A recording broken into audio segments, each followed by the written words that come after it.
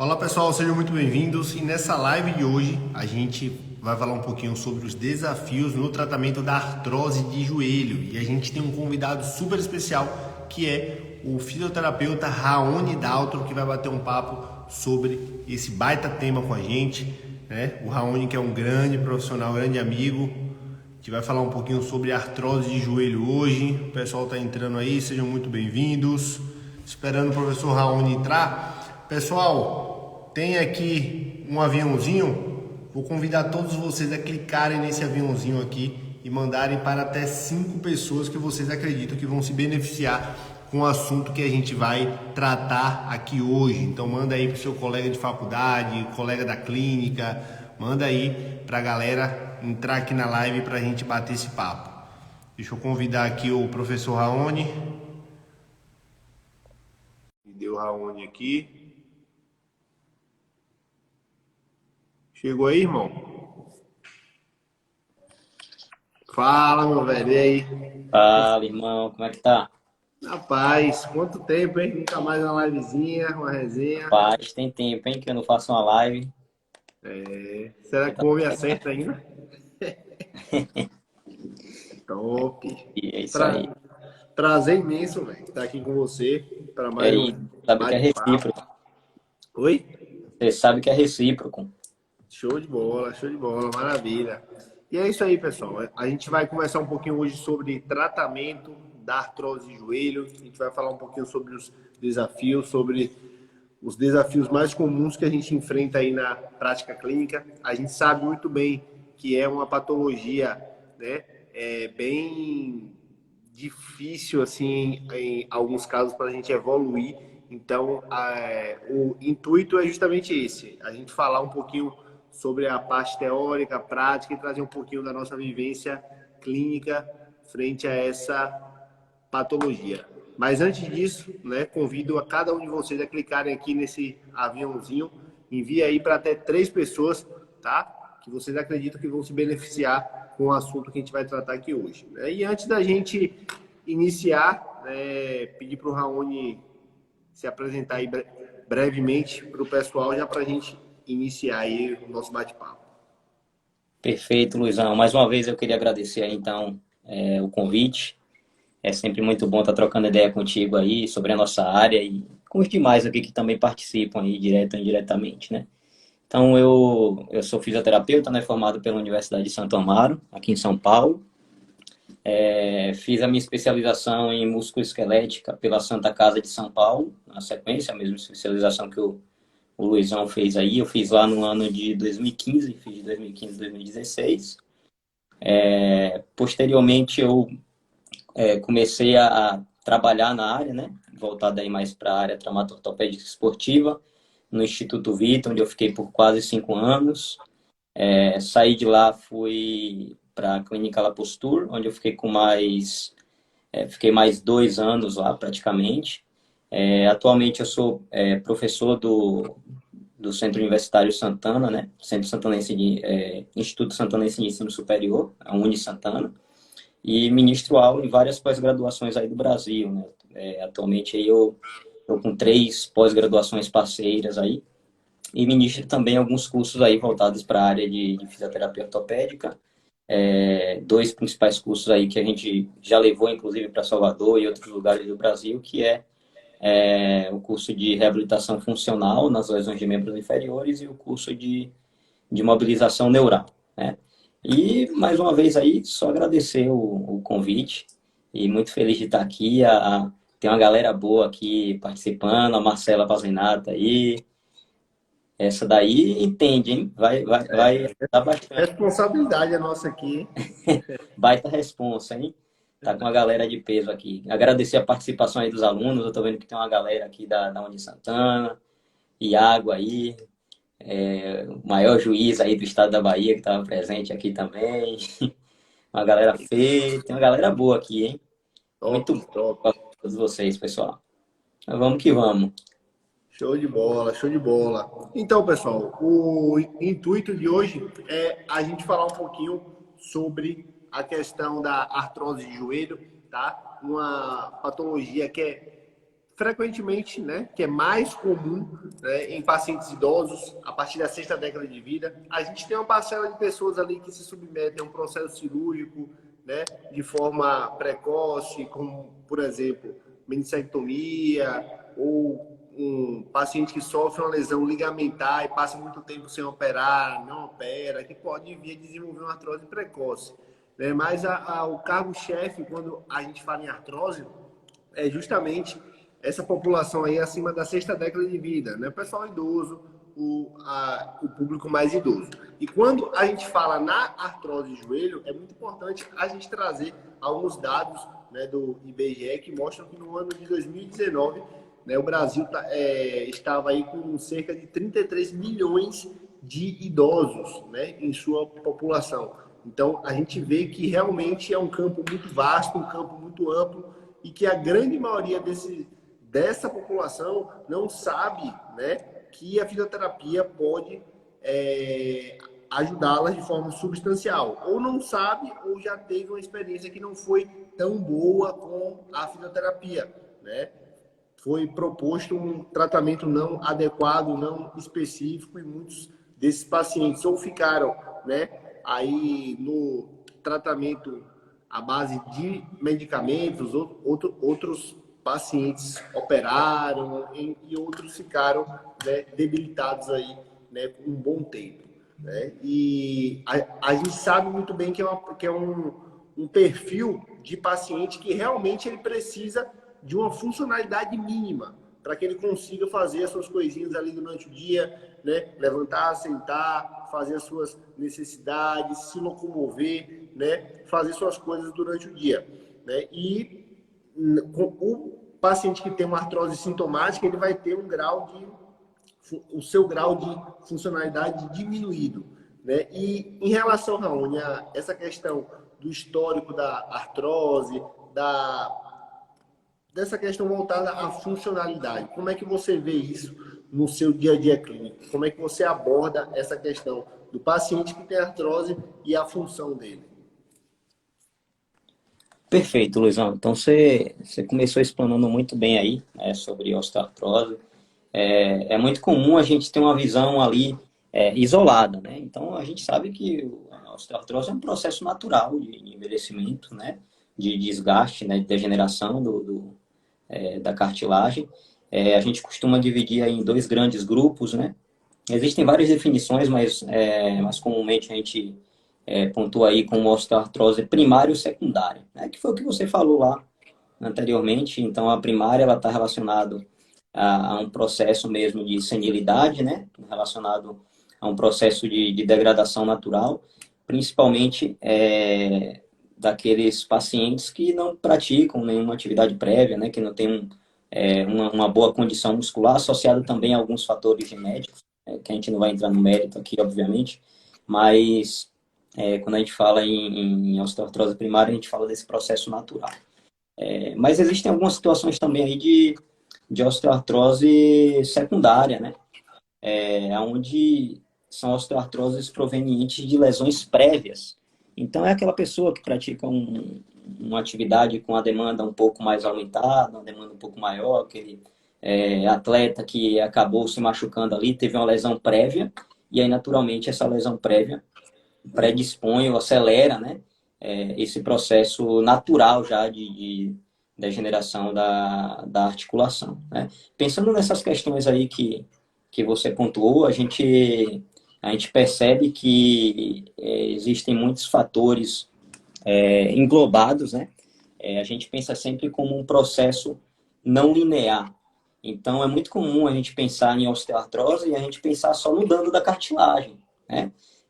Mas se a gente for observar, até em definição, né, é um processo de degradação, né, de degeneração, que é muito comum, mas associado a esse processo de degeneração articular, eu também tenho outras coisas acontecendo ali, né, como, por exemplo, na cápsula articular. Então, é muito comum eu ter enrijecimento da cápsula, a cápsula começar a ficar mais heterogênea, começar a ficar mais espessa, comum eu ter alteração da sinóvia, né, que é o que produz o líquido sinovial, e isso também acaba diminuindo a capacidade funcional. Então, quando eu penso, né, de maneira globalizada, de maneira geral, assim, em osteoartrose, eu não penso apenas no dano articular, né?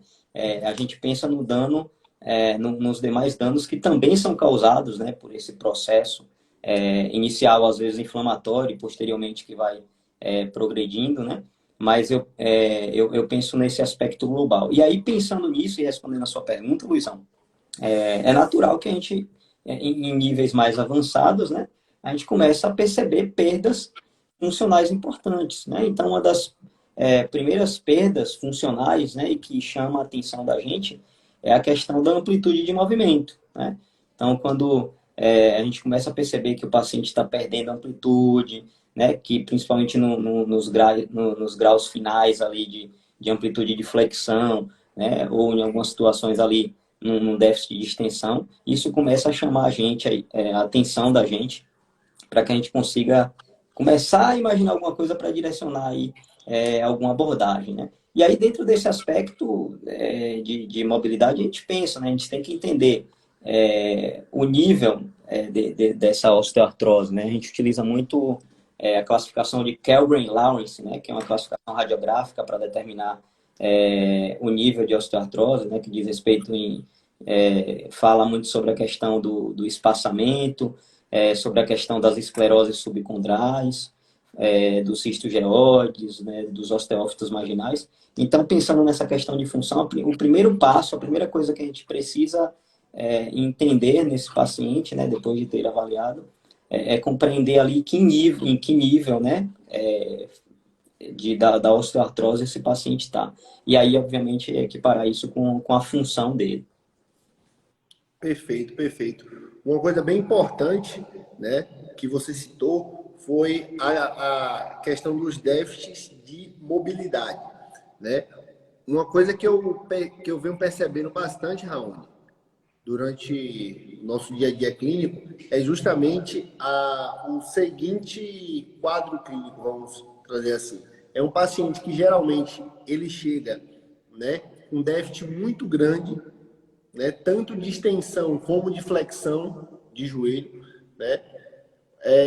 A grande maioria, cerca de 90% dos pacientes com artrose sintomática, eles vão ter um déficit de extensão no joelho, né? E eu estava até comentando com um dos nossos pacientes, né, que faz o processo de reabilitação do joelho aqui conosco, que de 10 pacientes que chegam aqui na clínica com uma queixa voltada ao joelho, 9 tem um déficit de extensão associado. Então, eu venho percebendo a recorrência muito grande do déficit de extensão nesse perfil de paciente, né? É um perfil que também vai ter déficit de flexão, sim, né? Devido à deformidade, né, da articulação, do processo degenerativo da articulação que vai gerar esse déficit artrocinemático, vamos dizer assim, e, consequentemente, o déficit na flexão. Mas o déficit da extensão, né, é algo muito frequente e algo que a gente tem que solucionar o quanto antes, né?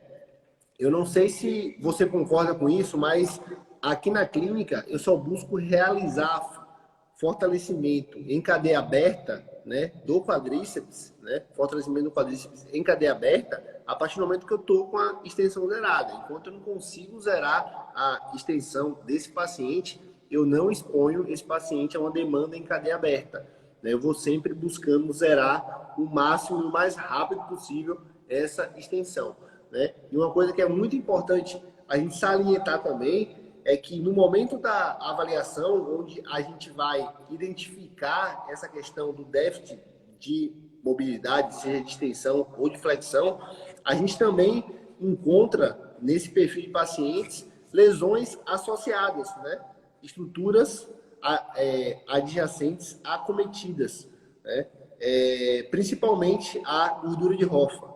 A Rofit é a grande parceira aí, vamos dizer assim, dos pacientes com artrose de joelho, né? Pacientes que sentem dor em faixa ali naquela região da gordura de Hoffa, aquela queimação. Então é algo bem comum e bem característico que eu venho percebendo no meu dia a dia clínico. Primeiro é a questão do déficit de extensão no momento da avaliação e também no momento da avaliação pacientes, né, com artrose sintomática, tem o quadro sintomático de artrose, o quadro clínico de artrose, mas também tem aí uma rofite, uma dorzinha ali na interlinha, né? Alguns, né, com tendinopatia da pata de ganso. Qual é o perfil, Raul, que você vê aí durante o seu dia a dia clínico em relação a déficits e lesões associadas no paciente com artrose de joelho?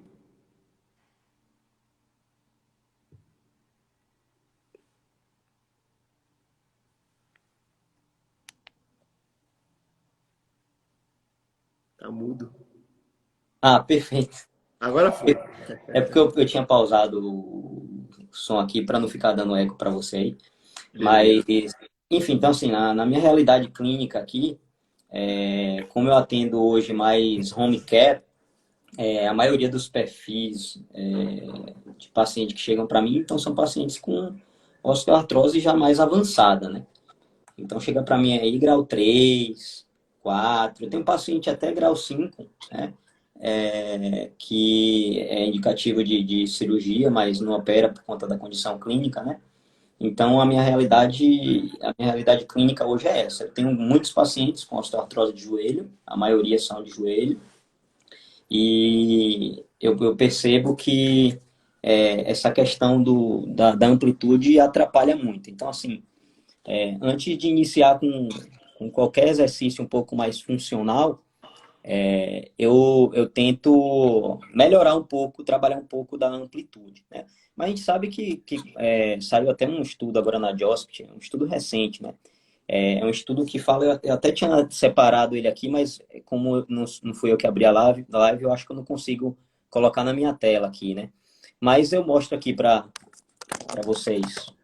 É porque só tem como projetar quando a pessoa está sozinha na live. Em dois Então, não tem então, como não. assim, a questão da amplitude ela é importantíssima, né? Principalmente quando você vai começar a trabalhar função e força, né? A gente sabe que para trabalhar força é imprescindível que a gente tenha amplitude para que a gente consiga trabalhar essa força de maneira mais específica, né? Então, nos meus pacientes, o que eu percebo mais, assim, o déficit de força maior, né? Mas aí que culmina em várias situações. E aí, pensando nisso, Luizão, quando a gente vai olhar aí, por exemplo, a última revisão que saiu, uma revisão sistemática com meta-análise ainda, acho que a Marcelita deve ter até lido, que eu sei que ela estuda bastante osteoartrose, foi essa revisão aqui, ó, a pergunta da revisão é se a adição, né, o benefício da adição da terapia manual nos exercícios, né, para pacientes associados aos exercícios terapêuticos, para pacientes para dor e função em pacientes com osteoartrose de joelho e de quadril, né? Foi uma revisão sistemática com meta-análise. Aí, quando a gente vai olhar para os dados apontados para essa revisão, eles falam para a gente o seguinte, que a curto prazo, associado ao exercício, você tem grandes benefícios da terapia manual, né? Só que quando você faz terapia manual sozinha, você não tem melhora importante, nem para dor, nem para função, levando em consideração o OMEC, né? Que é o questionário que eles acabam utilizando. A médio prazo, você já, evidências de baixa a moderada, você já tem pouquíssimos efeitos no que diz respeito à terapia manual, né? E a longo prazo você não tem efeito nenhum no que diz respeito à terapia manual. Então, assim, clinicamente eu gosto de fazer antes de iniciar o exercício. Eu gosto de fazer para iniciar o exercício. E pensando em fazer o exercício em cadeia aberta, eu coloco ele o quanto antes. Porque, assim, ó, a realidade dos pacientes que chegam para mim, respondendo a pergunta da Marcela aí, são pacientes que têm um quadríceps extremamente fraco, assim, a ponto dele fazer a extensão contra a gravidade e o cara tá fasciculando aqui, ó, contra a extensão, contra a gravidade, né? Então, o que é que eu gosto muito? Eu gosto de trabalhar essa parte de mobilidade prévia, mas já na mesma hora que eu trabalhei a mobilidade, eu já começo com os exercícios de força. E a minha preferência é por cadeia aberta, porque eu trabalho de maneira isolada. Porque eu penso o seguinte, se o paciente está com muita dor, eu coloco ele em fechada, ele vai compensar em outros grupos. Então, eu faço isolada, Uso muito eletroestimulação neuromuscular junto. Eu utilizo muito o Phase. Sim, sempre. Eu gosto mais do Phase do que da russa, porque a russa ela é mais confortável, porque a frequência portadora dela é mais alta, mas o Phase, ele, apesar da frequência portadora ser mais baixa, ele tem torque maior, né? Então, alguns estudos já mostram que o Phase gera mais torque do que a corrente russa. Então, eu gosto muito de usar o Phase. Se o paciente tiver extrema fraqueza, eu faço ali o movimento livre mesmo, contra a gravidade, e eu faço o ganho de mobilidade antes justamente por isso, porque eu quero o máximo de extensão possível. Então, se eu conseguir ali ganhar o máximo de extensão possível, eu vou conseguir recrutar melhor. Então, na mesma sessão, eu já faço mobilidade e eu já entro mandando bala ali na eletroestimulação com fortalecimento de quadríceps. Muitas vezes eu percebo que não é uma questão só articular, Luizão. Muitas vezes eu percebo, não sei se a Marcelita aí concorda, mas muitas vezes eu percebo que o fato do paciente ele tá muitas vezes sentado, ele não está muito bem funcionalmente, eu percebo que o poplíteo tem uma influência gigante, porque o poplíteo é o que destrava o joelho, né? Imagina, o paciente está em flexo o tempo inteiro, ele tem um encurtamento adaptativo gigantesco ali do poplíteo. Então, de verdade, é absurdo. Quando eu solto o poplíteo, o quanto eu consigo ganhar de extensão de joelho nesses pacientes. E aí facilita, então, a minha amplitude completa da extensão para melhorar o recrutamento do quadríceps. Então, o meu foco nesse primeiro momento, e aí já justificando a questão da queixa, é muita fraqueza de quadríceps. Inclusive, tem um estudo da Cecile que fala justamente sobre isso, né? E fala que para você ter uma melhora na dor do joelho do paciente, você precisa ganhar pelo menos 30% da força, né? E para você ter uma melhora na capacidade funcional, você precisa melhorar pelo menos 40% da força muscular desse paciente. Então, foi um estudo que também foi muito bem direcionado, muito bacana, e eles pontuam justamente sobre essas questões aí. O que é que você costuma perceber?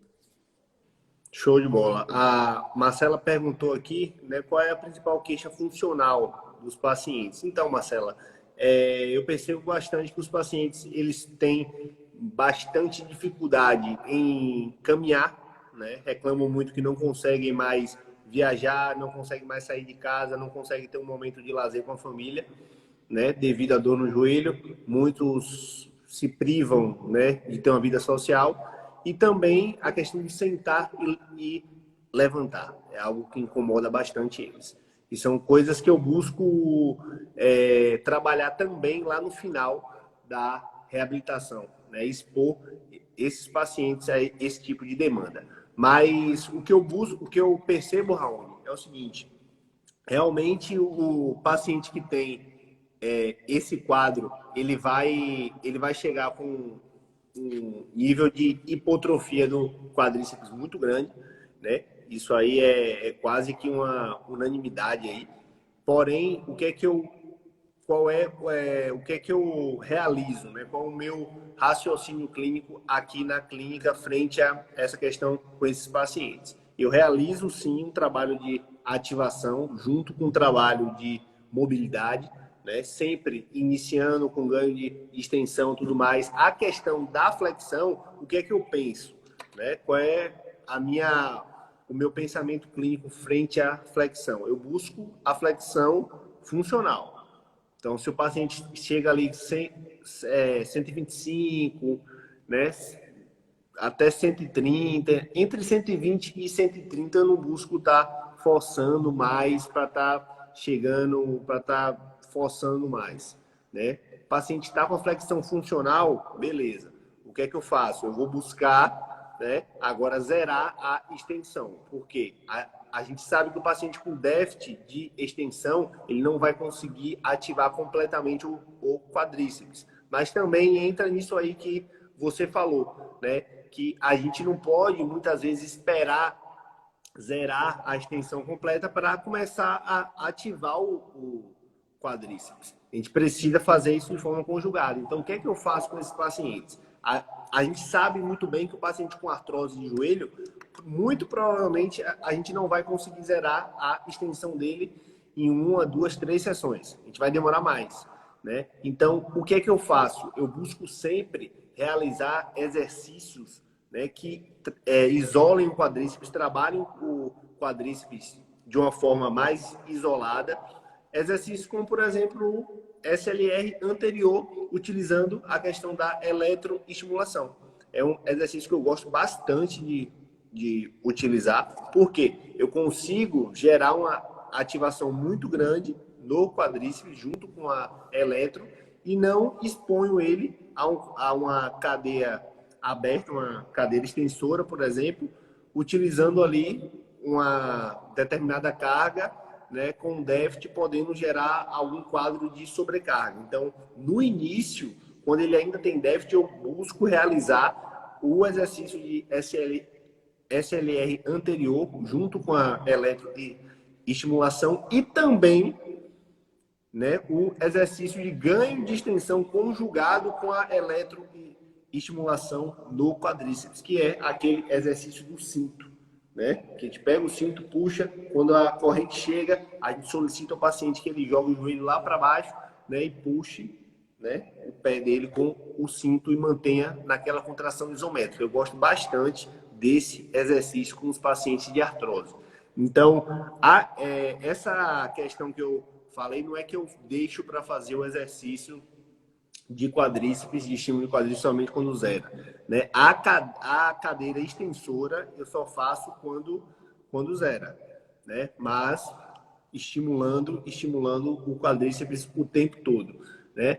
A questão também dos exercícios em cadeia fechada, utilizo também sempre com a eletroestimulação. A questão do agachamento, né? Um exercício básico, sensório motor, ali na beira da maca, pé no chão, tal, sempre com a eletro.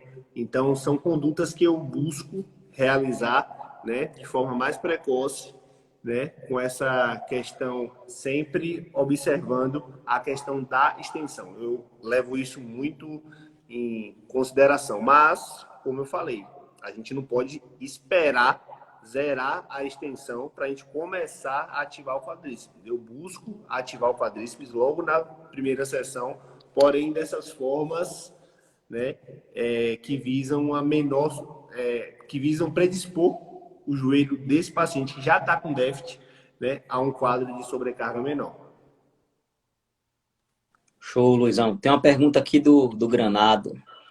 Felipe Granado é sensacional. Esse cara aqui é das antigas, é o Felipe Nunes Dionísio, só os Felipe aqui, só a galera que trabalhou comigo no Vita aqui.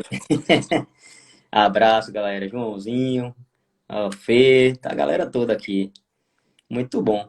Sensacional, sensacional, Luizão. Compreendi aí suas pontuações. A pergunta do Fê é a seguinte aqui, ó. Quais as diferenças principais no tratamento de osteoartrose de joelho entre homens e mulheres? Muda a apresentação da patologia? Tem objetivos e estratégias diferentes? O que é que você pensa, Luizão? Pô, dou minha opinião aí sobre. Cara, em relação ao tratamento, não. Tratamento eu abordo. Na verdade, a gente sabe muito bem que cada paciente tem uma certa individualidade. Então, tem paciente que eu vou conseguir expor ele a uma determinada demanda de forma mais precoce, tem paciente que eu não vou conseguir, né? Isso aí depende de cada paciente. Porém, quando a gente fala em relação a gênero, eu abordo da mesma forma, né? Não é porque é homem ou mulher que eu vou abordar de uma forma diferente. Porém, o que eu busco analisar é justamente a individualidade, capacidade física e a demanda funcional desse paciente. Então, se é um paciente que tem um grau de irritabilidade, vamos dizer assim, muito grande e tem uma função bem prejudicada devido a todo o quadro de artrose, eu vou começar com exercícios com abordagem bem mais inicial, mais na maca, para gerar uma ativação, para ir de forma mais gradual. Mas se é aquele paciente, né, que tem um quadro, tem dor, tal, mas aquele cara, aquela mulher do dia a dia que está ali, mesmo com dor, dirigindo, andando, e sobe escada, desce escada, eu vou buscar realizar o manejo do sintoma e expor essa paciente a uma demanda maior comparado a esse outro paciente, porém mais controlada, né? Controlada por quê? a gente sabe que o paciente ele não pode sentir dor durante os exercícios. E também durante o dia a dia. Então, algo que eu levo muito em consideração em relação ao manejo dos sintomas. Isso não é fácil. É bem complicado. Tem paciente que eu tenho bastante dificuldade em realizar essa questão do manejo dos sintomas, né? Primeiro, pela questão do entendimento do paciente. Muitas vezes o paciente ele quer que zere 100% a dor dele, com o calço, com a joelheira. A gente sabe muito bem que em alguns casos a gente vai conseguir alterar uma certa porcentagem, a gente não vai conseguir zerar completamente. Mas é algo que eu busco manejar, Felipe, dessa forma, né? É dessa forma aí que eu trato meus pacientes aqui na clínica. Perfeito, eu penso semelhante. Eu acho que na minha cabeça é muito claro a questão de quando eu vou atender o paciente, né? Então, eu sempre levo em consideração a linha de base, né? Como aquele paciente chegou, né? A maneira que aquele paciente chegou, né? É uma maneira que é muito semelhante ao que a maioria dos artigos apresentam para mim, né? Se não, né? Individualidade. Então, quando falando de mulher e homem, Fê, o que a gente percebe, a literatura também pontua um pouco isso, né? Por uma questão biomecânica, é muito comum as osteoartrose única compartimentais, né? Então, quando você pensa em mulher que tem um quadril um pouco mais largo, por uma alteração estrutural, anatômica mesmo, é mais comum que as mulheres tenham osteoartrose no compartimento mais lateral, por conta do valgo, né? O quadril mais largo tende a ter um aumento do ângulo Q e a osteoartrose compartimental mais na região lateral.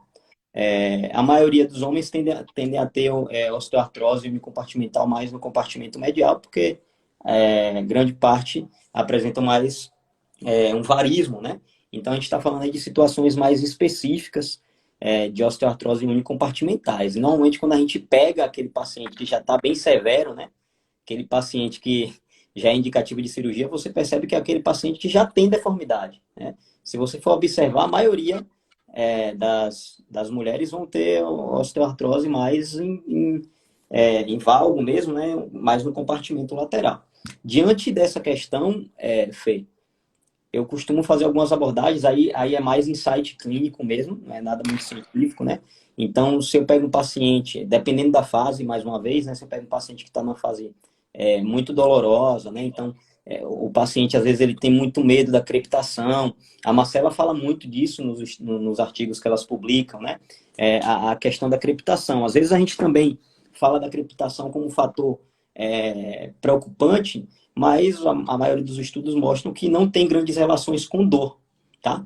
Só que eu me recordo, se a Marcela tiver aí, ela pode até passar aí depois para a gente alguns insights, mas eu me recordo muito bem a questão da importância de não negligenciar completamente, por quê? Porque a crepitação, ela gera cinesiofobia.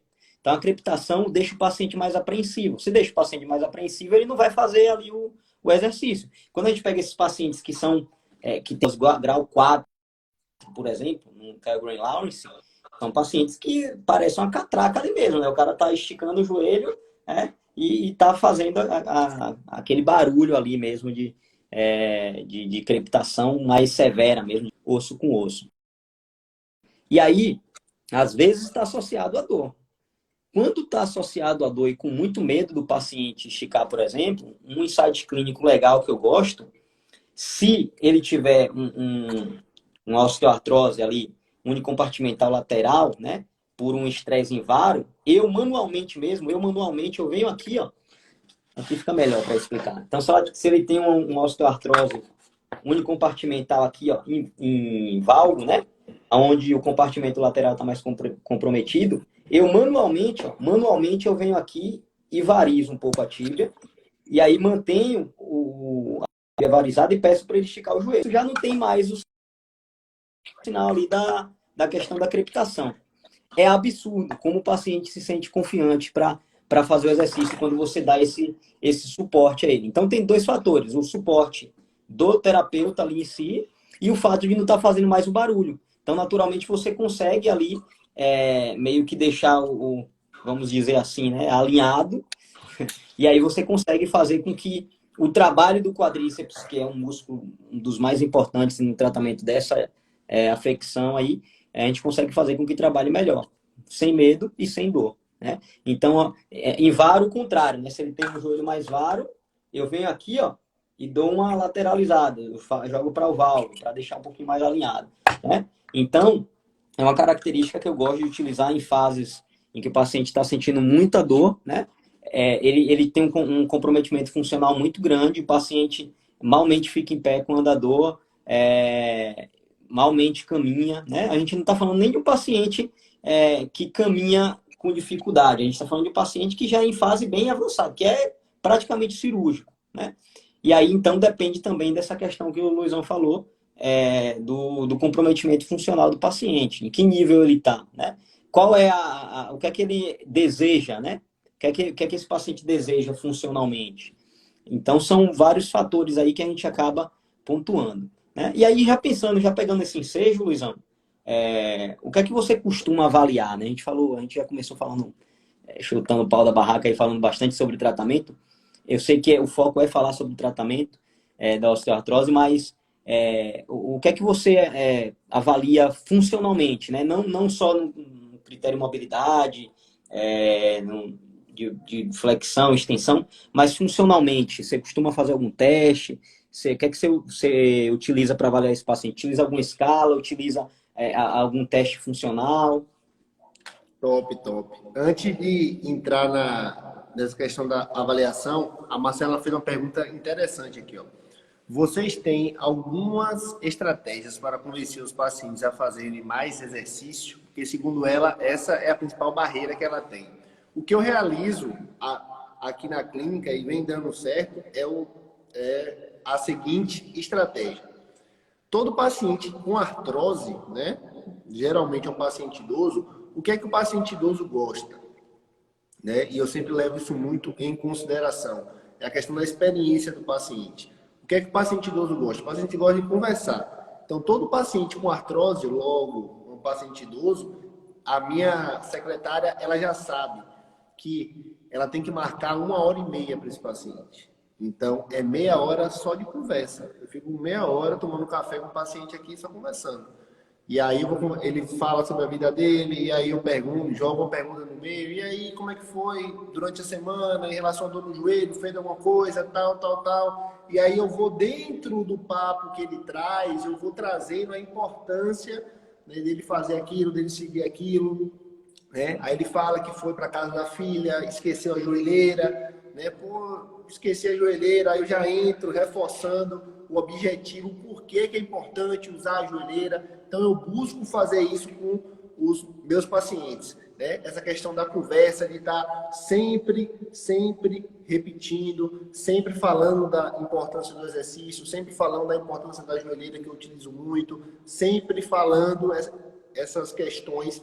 Então é algo que eu realizo bastante, né? Essa parte da conversa com os meus pacientes, tá? Em relação à questão da avaliação, né? Primeiro ponto, né? Isso aconteceu aqui na clínica essa semana. Eu busco sempre entender se realmente a causa da dor desse paciente ou dessa paciente é realmente artrose de joelho. A gente recebeu uma paciente aqui na clínica que ela, obviamente, tem um grau de artrose, né, e tudo mais, fez diversos tratamentos, bloqueios, tudo que tu imaginar, essa paciente já fez. Só que ela chegou com a informação para mim da seguinte forma, que ela ultimamente vinha sentindo, no final do dia, uma dor cansada em toda a coxa, e que essa dor dela no joelho, de vez em quando, irradiava, descia para a canela. Eu falei, a dor dela não é do joelho.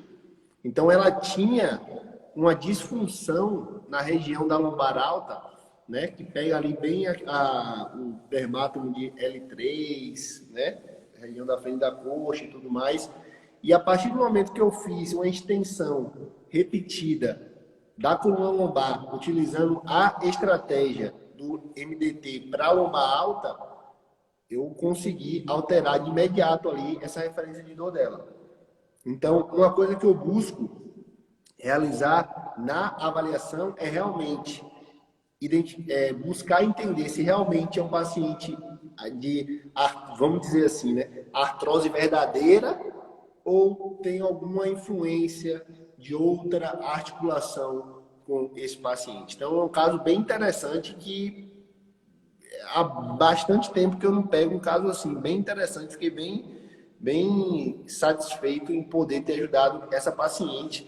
E aí ela retoma amanhã aqui na clínica, mas assim, é algo que inicialmente, né, eu busco sempre diferenciar se realmente tem alguma influência ou não de outras articulações. Confirmando, né, uma artrose verdadeira, né, excluindo a presença ali de outras articulações, vamos dizer assim, a influência de outras articulações, a gente indo somente para o joelho, o que é que eu faço? Primeiro, a questão do teste de mobilidade, principalmente de extensão, aquele do calcanhar. O que é que eu faço? Tiro a foto, mostro para o paciente, explico a ele o que é aquilo ali.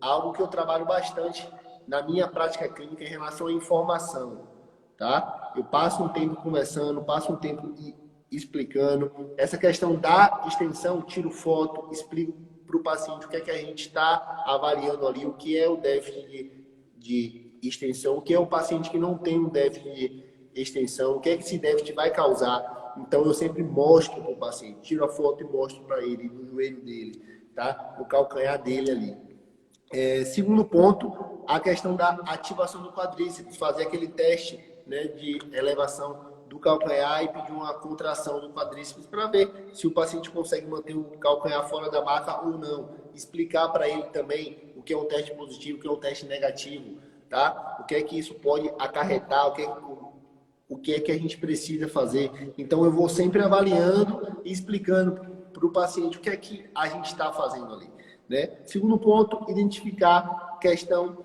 de estruturas e lesões associadas, né? Para ver se esse paciente refere a algum quadro de sobrecarga, algum quadro de dor em alguma outra estrutura. Busco também bastante isso.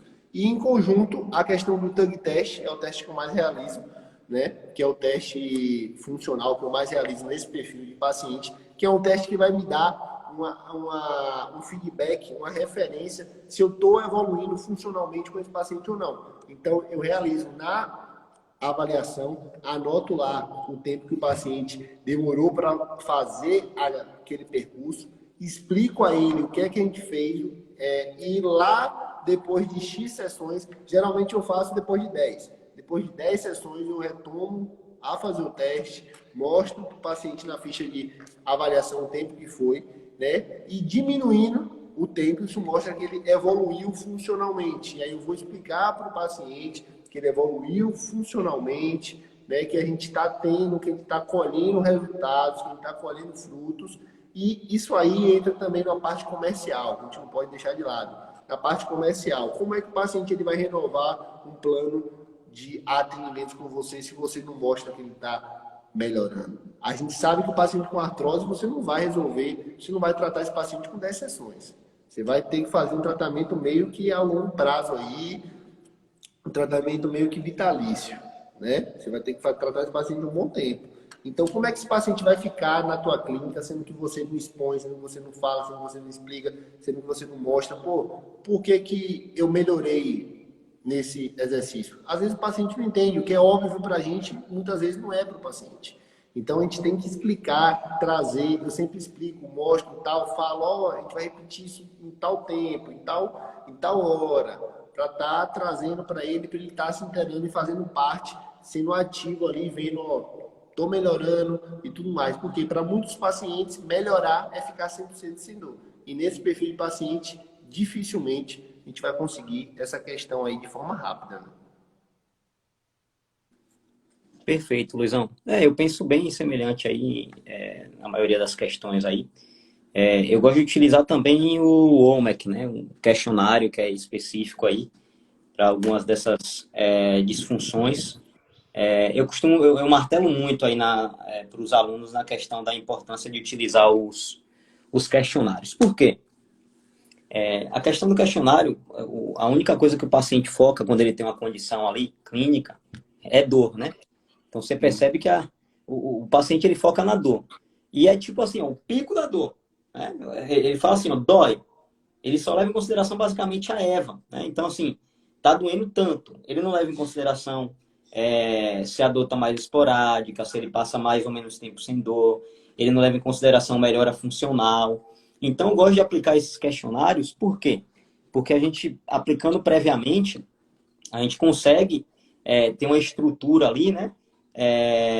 De como esse paciente estava previamente e como esse paciente vai estar daqui a 10 sessões, 15, 20 sessões. Então, naturalmente, eu acho que é algo que é interessante até para a gente ponderar e mostrar para o paciente, ó, não, você ainda tem dor, ok, não é o mesmo nível de dor, mas você melhorou muito no que diz respeito à função. Você tinha pontuado tanto, você está com a pontuação X, né? Então, você está melhor funcionalmente. Então, a utilização do questionário eu acho muito válida para a gente conseguir ponderar a melhora e a gente conseguir quantificar melhor essa melhora e qualificar melhor essa melhora, né? Eu gosto muito do Timed Open Go, né? Do teste de caminhada, e aí, para o pessoal que nunca aplicou, é um teste em que o paciente levanta da cadeira, caminha 3 metros, dá a volta pela outra cadeira, volta e senta, né? A gente tem algumas normatizações aí pela literatura, mas aqui no Brasil, um estudo que foi publicado pelo Alexandre, inclusive, ele normatizou aí 12,3,6 segundos para um paciente patológico, né? Então, até 12, se o paciente tem acima de 12,3 segundos, o paciente tem uma boa condição. Se ele levanta, caminha 3 metros, volta e senta em 12,3 segundos, ele está bem. Abaixo disso, ele já não tem uma capacidade tão boa e isso daí aumenta consideravelmente o risco de quedas nesse paciente. Então, ele normatizou aí esses dados para quedas. Então, é bem interessante aí no que diz respeito a avaliar a função mesmo, a qualidade funcional aí desses pacientes, né?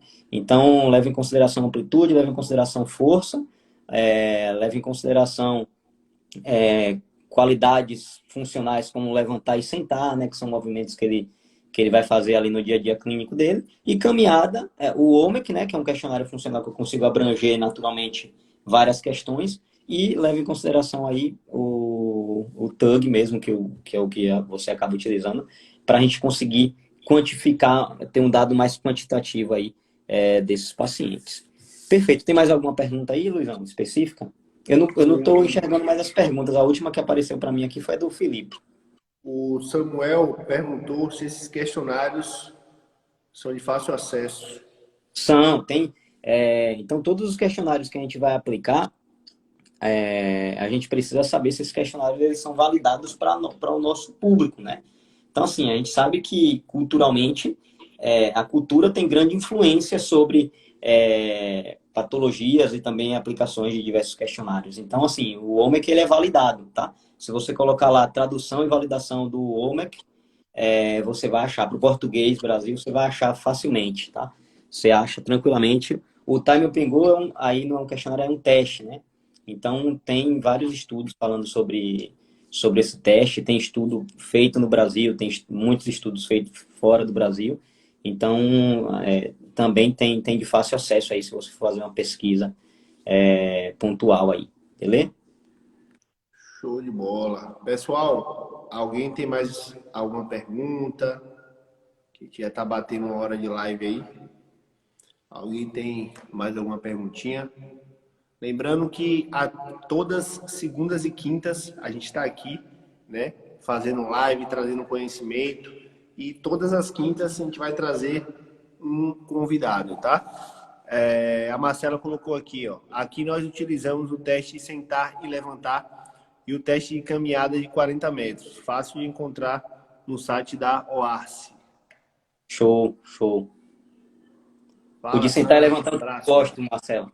O de sentar e levantar eu também gosto bastante. Top. Show. Aí, pessoal, E vão pegando as dicas aí, viu? em relação à pergunta da Marcela lá atrás, eu acho que é uma pontuação bem interessante. Eu acho que vale a pena a gente focar nessa questão aí. E é algo que eu martelo muito, né? De manter o contato com o paciente fora do ambiente controlado. O que é que seria um ambiente controlado? Clínica. Clínica ou no momento que você está atendendo ele. Então, muitas vezes a gente se preocupa muito em chegar lá, atender o paciente, esqueceu que o paciente existe, e aí só vai voltar a lembrar do paciente quando está atendendo novamente, né? Então, eu acho que a gente conseguir controlar o ambiente externo, no sentido de saber como foi o dia dele, o que é que eventualmente piorou, aumentou a dor dele, né? Se ele sentiu alguma dificuldade muito pontual, muito específica, até pelo fato do paciente se sentir mais assistido. Então, acho que quando o paciente ele se sente mais assistido, tudo facilita, né? Outras questões que eu faço para facilitar, aí não é nada muito científico, tá certo? Eu gosto de utilizar muito as gambiarras lá, que o Brick usa, o Luizão também gosta de usar. Então, a joelheira, né? A joelheira eu sei que já tem. A joelheira tem algumas coisas pontuadas no que diz respeito à osteoartrose. No que diz respeito à dor femoropatelar não, mas no que diz respeito à osteoartrose tem bons estudos. Mas eu gosto de utilizar também ali, principalmente quando é osteoartrose unicompartimental, palmilha. Então, por exemplo, se é em valgo, eu gosto de utilizar uma palmilhazinha. Às vezes eu utilizo EVA, tá? Eu utilizo EVA mesmo ali, 5 milímetros, 4 milímetros. Coloco na região ali lateral e testo mesmo. Vou lá e testo. Então, eu vejo se o paciente tem uma osteoartrose em varo, eu coloco no compartimento mais lateral para valgizar mesmo. Se ele tem uma osteoartrose mais por conta do valgo, eu coloco no compartimento medial, né? Para deixar o joelho ali mais reto. E muitas vezes melhora na hora, tá? Muitas vezes só o fato de você colocar ali num compartimento ali medial e o paciente diminuir um pouco a sobrecarga naquela região, melhora ali na hora. Então, tudo que é bom para tirar a dor do paciente ali e para não estragar a minha terapêutica, né? Porque veja bem, eu penso da seguinte forma: se eu conseguir achar uma medida que o paciente não tem dor enquanto ele está utilizando, eu quero mais é que ele utilize mesmo aquilo, até ele ficar sem dor. Por quê? Olha a diferença. Você vai lá, faz um tratamento com o paciente, pô, se dedicou pra caramba, fez um tratamento top, conseguiu trabalhar um certo fortalecimento com o paciente e colocou algum auxílio, alguma coisa ali que ele vai ficar sem dor. Para uma situação em que você trata ali o paciente foi bem, respondeu bem a terapêutica, mas aí voltou para casa, pum, começou a sentir dor tudo de novo. Eu acho que o efeito terapêutico, né, e até o efeito ali no que diz respeito a questão de evitar a cinesiofobia, né, ou estar satisfeito com a terapêutica, tem grandes influências aí quando a gente utiliza tudo que for benéfico no sentido de controlar sintoma, né? No sentido de modular sintoma. Então, eu gosto de utilizar bastante, utilizo. Em alguns pacientes que têm muita dor, eu faço TENS pericinético, eu taco o TENS nele, e aí eu coloco uma frequência bem alta, né? Se a gente for olhar a última revisão que saiu de TENS, mostra, inclusive, para dor aguda e dor crônica, que o TENS ele é bem interessante durante a terapêutica e em curto período. Então, se engana quem pensa que TENS é um tratamento que você vai utilizar ali, o paciente vai ficar bem forever, né? Não, o TENS ele é utilizado como coadjuvante. Então, muitas vezes eu gosto de utilizar também TENS pericinético. Taco ali uma frequência alta mesmo, tá? Coloco uma frequência ali acima de 100, tá? Coloco uma largura de pulso mais ampla também. E a ideia é gerar o máximo de estímulo possível, desde que você não atinja o limiar doloroso ali daquele paciente, tá? Então, eu gosto de fazer. Enquanto eu estou fazendo agachamento com o paciente, muitas vezes ele tem dor quando vai sentar e levantar. Eu taco o TENS nele e coloco para ele sentar e levantar enquanto ele está fazendo o TENS, né? 2 motivos, pessoal. Isso modula a dor, teoricamente, porque você ativa receptores mecânicos, né, que são mais rápidos do que os nociceptores. E uma outra questão, muitos pacientes, eles têm muita segurança nessas ferramentas. Tem muito paciente que gosta.